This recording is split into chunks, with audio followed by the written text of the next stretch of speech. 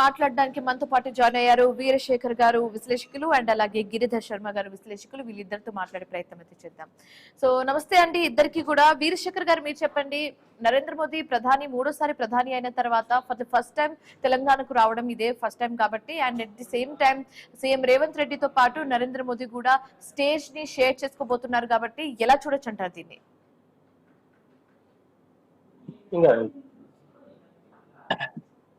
తెలంగాణలో next BJP అనేది form చేయడం కోసం, అంటే ప్రత్యామ్నాయంగా బీఆర్ఎస్ లేకుండా తెలంగాణ కాంగ్రెస్ వర్సెస్ బీజేపీ లాగా ఎలక్షన్ కు ఓటింగ్ కి వెళ్లే విధంగా 9,400 కోట్లు అభివృద్ధి పనులకి ఈ రోజు శంకుస్థాపన చేయనున్నట్టు మనకు తెలుస్తా ఉంది.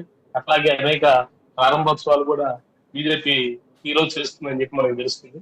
నెక్స్ట్ ఎలక్షన్ రాబోతుంది తెలంగాణ స్టేట్ కాబట్టి, తెలంగాణ స్టేట్ లో BJP government last time election లో ఖచ్చితంగా కాంగ్రెస్ కి ప్రత్యామ్నాయంగా బీజేపీని ఎన్నుకోవాల్సిన పరిస్థితిలో బీజేపీకి ప్రత్యామ్నాయంగా కాంగ్రెస్ ఎన్నుకున్నారు. ఒక చిన్న పొరపాటు అధికార మార్పులు చేయటం వల్ల నేడు ఇదే పరిస్థితి.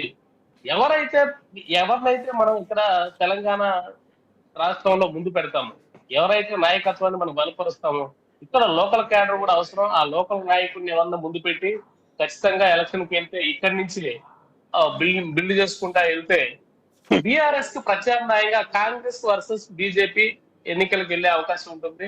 ఖచ్చితంగా ఇది సక్సెస్. మోడీ మాత్రం మళ్ళీ ఇక్కడ కూడా సక్సెస్ అవుతుందని చెప్పి మనం అనుకోవాల్సిన అవసరం. ఎందుకంటే కాంగ్రెస్ మీద ఉన్న యాంటీ గవర్నమెంట్ ఓటు కాంగ్రెస్ మీద ఇప్పటికే ఇన్కంబరెన్స్ పెరిగిందని చెప్పి మనకి ఆల్రెడీ తెలుస్తా ఉంది.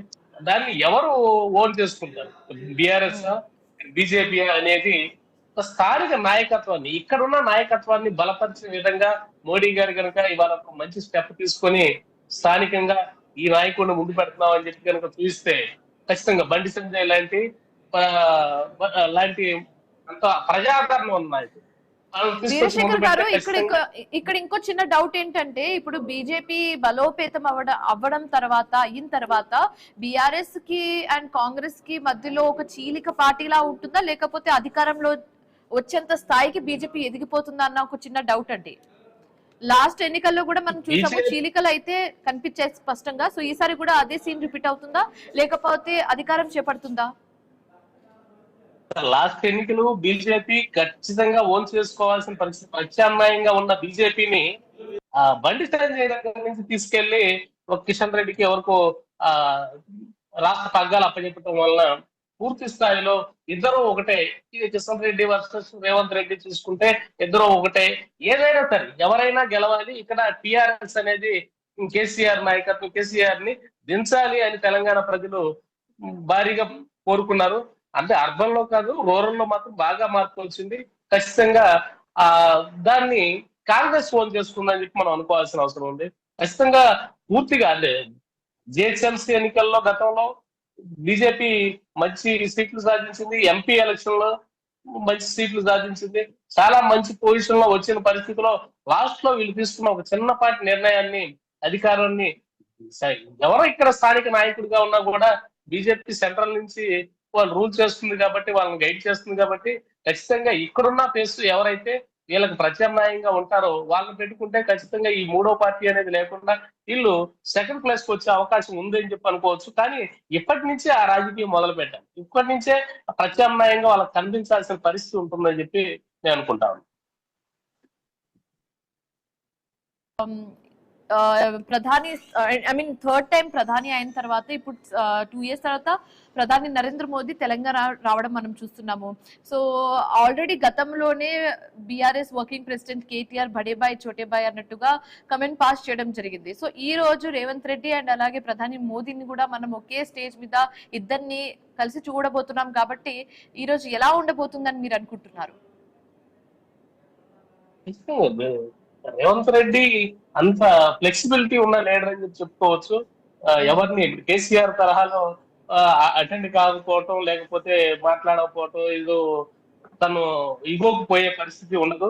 కాంగ్రెస్ పార్టీలో పూర్తి విరుద్ధమైన పార్టీలో ఉన్నా కూడా రేవంత్ రెడ్డి మోడీ గారిని ఆహ్వానించడం, వీటన్నిటిలో షేర్ చేసుకోవటం, వీటిలో ఎటువంటి నెగోషియేట్ చేయడం చెప్పి అనుకుంటాను. ఖచ్చితంగా బీజేపీ ఇప్పుడు ప్రజెంట్ ఉన్న ఈ కార్యక్రమాన్ని పూర్తిగా ఆస్వాదిస్తాడని చెప్పి మనం అనుకోవచ్చు. కానీ గిరిధర్ పూర్తి గారు, విరుద్ధంగా మీకు నా వాయిస్ వినిపిస్తుందా అండి గిరిధర్ గారు? వినిపిస్తుందండి. గిరిప్రసాద్. Okay okay. సో ఇప్పుడు నా క్వశ్చన్ ఏంటంటే, వెస్ట్ బెంగాల్ అయిపోయింది, అస్సాం అయిపోయింది, ఢిల్లీ అయిపోయింది, యూపీ అయిపోయింది, ఇలాంటి మెయిన్ స్టేట్స్ అన్ని కవర్ చేసేసారు బీజేపీ పార్టీ. సో ఇప్పుడు నెక్స్ట్ టార్గెట్ వచ్చేసి తెలంగాణ అని కుండ బద్దలు కొట్టి మరి చెప్తుంది. Undoubtedly it's Telangana. Southern states నుంచి ఏమైనా ఈజీ వే టు క్రాక్ అని అంటే అది తెలంగాణ తెర మీదకి వస్తుంది బీజేపీకి. సో నిజంగానే బీజేపీ తెలంగాణని గెలుచుకునే అవకాశం అంత గట్టిగా కనిపిస్తుందా? మీ ఒపీనియన్ ఏంటి దీని మీద? ఖచ్చితంగా. ఇప్పుడు అంటే తెలంగాణలో బీజేపీ పార్టీ ఎంత ప్రభావితం చేస్తుంది అనేది పక్కన పెడితే, రామచంద్రరావు గారు ఇప్పుడు మన బీజేపీ అధ్యక్షుడు అయిన తర్వాత నరేంద్ర మోదీ గారు రావడం తర్వాత ఇప్పుడు ఇక్కడ ఏంటంటే, ఇవాళ రాత్రికి రాత్రి ఈ 9,400 కోట్లు అనేటివి గ్రాంట్ చేసినవి కాదు. ఆల్రెడీ సోఫార్ 6 months 1 year నుంచి కూడా గ్రౌండ్ లెవెల్లో ఇక్కడ కూడా గ్రామాలు మండలాలు కవర్ చేస్తూ కూడా బీజేపీ పార్టీ బలోపేతం చేసుకుంటున్నారు. అయితే ఒకటి ఏంటంటే, ఇక్కడ కేవలం హైదరాబాద్ మీద బేస్ చేయకుండా వాళ్ళు ఏం చేశారంటే, జహీరాబాద్ కావచ్చు, లేకుంటే ఇప్పుడు అట్లనే మనకు సింధు హాస్పిటల్ ఇవి కూడా ఉన్నాయి. అంటే వేరు ప్రాంతాల్లో కూడా పెట్టుబడులు సెంట్రల్ గవర్నమెంట్ నుంచి ఇస్తా ఉంది. అయితే ఇక్కడ ఏం జరుగుతుంది అంటే, పొలిటికల్ పార్టీలు కాంగ్రెస్ పార్టీ అండ్ బీజేపీ ఉన్నప్పుడు ఖచ్చితంగా ఏదో ఒక కోణంలో వీళ్ళని నెగిటివ్ చేయాలనే ప్రయత్నం చేస్తారు, దాంట్లో డౌట్ ఏం లేదు. ఎందుకంటే ఒక పొలిటికల్ పార్టీ అన్నప్పుడు ఆటోమేటిక్గా చేయాలి కూడా.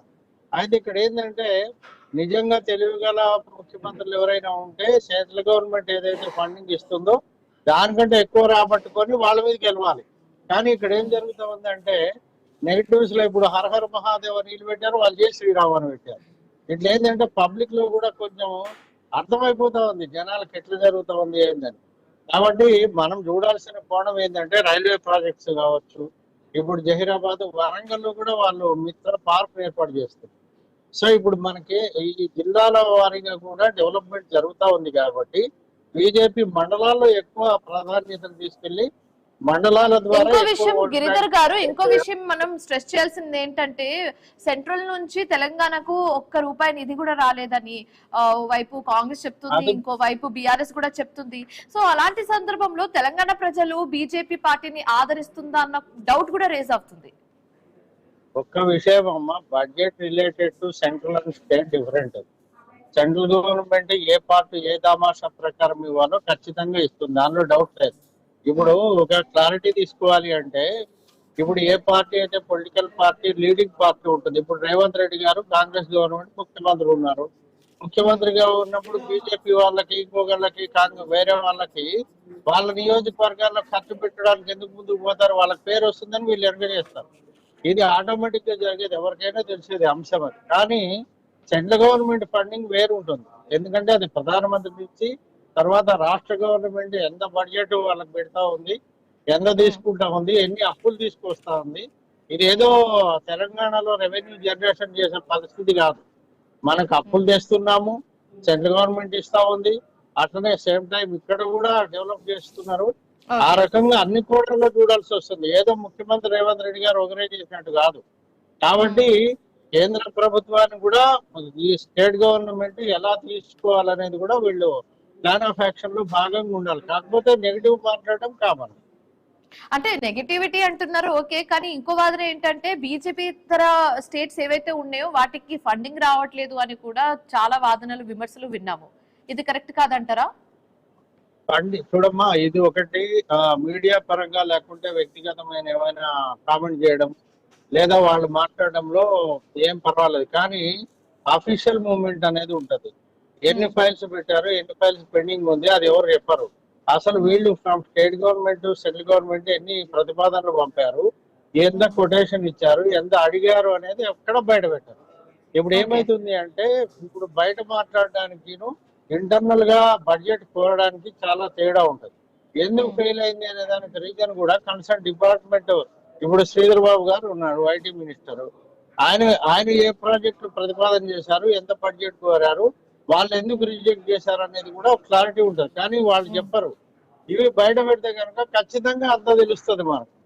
మీడియాలో చర్చ కానీ బయట ఏం జరుగుతుందంటే జనరల్ గా వీళ్ళు అడుగుతున్నారు, వాళ్ళు ఇవ్వట్లేదు, మోడీ ఇవ్వట్లేదు. మోడీ గారు ఆయన సొంత పాకెట్ కాదు కదా ఇప్పుడు.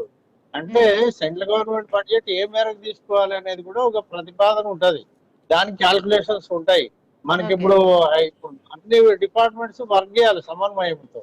సో అట్లాంటి బడ్జెట్ అలొకేషన్ అనేది ఏదో రాత్రి లెటర్ పెడితే తెల్లారి ఇయ్యరమ్మా. అది దానికి ఖచ్చితమైన పాలసీ ఉంటది. ఆ పాలసీలో వీళ్ళు ఫాలో అవ్వాలి, తర్వాతనే వస్తాయి అవి. ఓకే, సో వీరశేఖర్ గారు సేమ్ క్వశ్చన్ అండి. ఇప్పుడు బిఆర్ఎస్ అండ్ అలాగే కాంగ్రెస్ పార్టీ, రెండు పార్టీస్ కూడా ఒక వాదన అయితే చేస్తుంది, కేంద్రం నుంచి మాకు చిల్లి గవ రావట్లేదు, బడ్జెట్ లో ఇచ్చింది మాకు 0 అన్న విమర్శలు వ్యక్తం చేసింది. సో అలాంటప్పుడు తెలంగాణ ప్రజలు బీజేపీ పార్టీని ఆదరిస్తుందా? వాళ్ళు చేసిన ఆరోపణలు ఏదైతే ఉన్నాయో అవన్నీ కరెక్ట్ అని మీకు అనిపిస్తుందా? మీ ఒపీనియన్ ఏంటి? ఓటింగ్ వచ్చేసరికి తెలంగాణ సెంట్రల్ గవర్నమెంట్ ఏ ఇచ్చింది, ఎలా రిస్ట్రిక్ట్ చేసింది, ఇవన్నీ పార్షియల్ గా కనిపిస్తాయి. డైరెక్ట్ గా కనిపించేది ఈ రోజు మోడీ గారు వచ్చి 9,400 కోట్లకి శంకుస్థాపన చేస్తున్నారు, ఆల్రెడీ ప్రారంభోత్సవాలు చేస్తున్నారు. ఇవి మాత్రమే సాధారణ ఓటర్కి కనిపించేది. అంతేగాని తెలంగాణ గవర్నమెంట్ ని బీజేపీ ప్రభుత్వం ఎక్కడైనా పక్కన పెట్టేసి అలాంటి ప్రాజెక్ట్ ని ఆపింది అనేది కరెక్ట్ గా కనిపిస్తుంది. అంతే, దాన్ని పూర్తిగా వీళ్ళు ప్రజెంట్ చేసినప్పుడు, చూపించినప్పుడు మాత్రమే ప్రజలు నమ్మే పరిస్థితి ఉంది. వేగ్ గా స్టేట్మెంట్లు చేసుకుంటే, ఇంత ముందు కేసీఆర్ గారు కూడా ఇట్లాగే బీజేపీ నుంచి ఎటువంటి సపోర్ట్ లేదని చెప్పి చేసి ఉన్నాడు, కానీ ఆయన పక్కన పెట్టిన పరిస్థితి. అలాంటి వేగ్ స్టేట్మెంట్లు సెంట్రల్ గవర్నమెంట్ మీద ఇక్కడ ఓటింగ్ వచ్చేటప్పుడు పనిచేయమని చెప్పి మనం అనుకోవచ్చు. కానీ నెగిటివిటీ చూపించాలంటే ఉంటుంది, అండ్ నేతలు ఏది మాట్లాడతారో ఆ కన్సిడరేషన్ లోకి తీసుకుంటూ ఉంటారు జనాలు కూడా. సో మీ ఒపీనియన్ ఏంటి బడ్జెట్ విషయానికి వస్తే? ఖచ్చితంగా ఇప్పుడు స్టేట్ గవర్నమెంట్ ఆఫ్ తెలంగాణ చేసింది ఏంటంటే, వీళ్ళు మనకి ఏదైతే తెలంగాణలో ఉందో బడ్జెట్, ఆ బడ్జెట్ ని ఎలా వాళ్ళు తీశారంటే, అడగడము టు ది సెంట్రల్ గవర్నమెంట్. అంటే మోడీ అని పేరు చెప్పుకున్నా కూడా వాళ్ళు అడిగింది సెంట్రల్ గవర్నమెంట్ ని. ఈ రీజనల్ రింగ్ రోడ్స్, తర్వాత ఈ మూసీ ఫ్రంట్, తర్వాత మూసీ రిజర్వ్ ప్రాజెక్ట్ కి, తర్వాత ఇరిగేషన్ ప్రాజెక్ట్ కి, ఇది ఇక్కడ ఏమైపోతుంది అంటే కాళేశ్వరము గురించి నెగిటివ్ రికార్డ్ రాసి వీళ్ళు అడిగింది ఎంత, బడ్జెట్ ఎక్కువ అడిగారు వాళ్ళు. మళ్ళీ రీకన్స్ట్రక్షన్ ఆఫ్ ది దాని గురించి అంటే అక్కడ ఫైల్ పెండింగ్ లో ఉంటుంది. అయితే ఏంటంటే వీళ్ళు టోటల్ గా స్టేట్ గవర్నమెంట్ నుంచి అడిగింది 1.6 lakhs, అంటే 1.6 లక్షల కోట్లు అడిగారు. ఏది ఫ్రమ్ ది తెలంగాణ గవర్నమెంట్. వాళ్ళు ఇచ్చింది ఎంత అంటే 2025-26 లో మనకి 48 లక్షల కోట్లు ఇచ్చారు. అంటే ఇది రికార్డెడ్ ఎవిడెన్స్, ఏదో నేను మీరు మాట్లాడుకునేది కాదు. మీరు అఫీషియల్ గా ఆన్లైన్ లేకపోతే వాళ్ళు ఎంత ఇచ్చారో అలొకేషన్ ఉంటుంది ఈ రకంగా. కాకపోతే ఇక్కడ ఏం జరుగుతుంది అంటే అడగడంలో, రిపోర్ట్ సబ్మిట్ చేయడంలో, బడ్జెట్ ఎస్టిమేషన్ లో కూడా వాళ్ళు ఖచ్చితంగా స్క్రీనింగ్, 1 లక్ష రూపాయలు ఇన్సూరెన్స్ ఇవ్వాలంటేనే వాడు అన్ని చెక్ చేస్తాడు. అలాంటప్పుడు లక్షల కోట్లు ఇవ్వాలి అంటే ఖచ్చితంగా దానిలో స్క్రూటినీ ఉంటుంది, ఆ బడ్జెట్ ఎందుకు అడిగారు అనేది ఉంటుంది, ఇదంతా ఉంటుంది. కాబట్టి 1,63,000 లక్షల కోట్లు అడిగినప్పుడు ఆల్రెడీ 48 లక్షల కోట్లు ఇచ్చారు. ఆ ఇచ్చింది ఎందుకు చెప్పడం లేదనేది ఇక్కడ question main. Right, thank you so much Veerashekhar garu, thank you so much Giridhar garu మాతో జాయిన్ అయినందుకు అండ్ మీ ఒపీనియన్స్ ని మాకు తెలియజేసినందుకు. సో ఇది ఇవాళ క్వశ్చన్ అవర్. మరొక క్వశ్చన్ అవర్ తో మళ్ళీ కలుద్దాం. Till then keep watching I news. మీతోనే మీ వెంటే.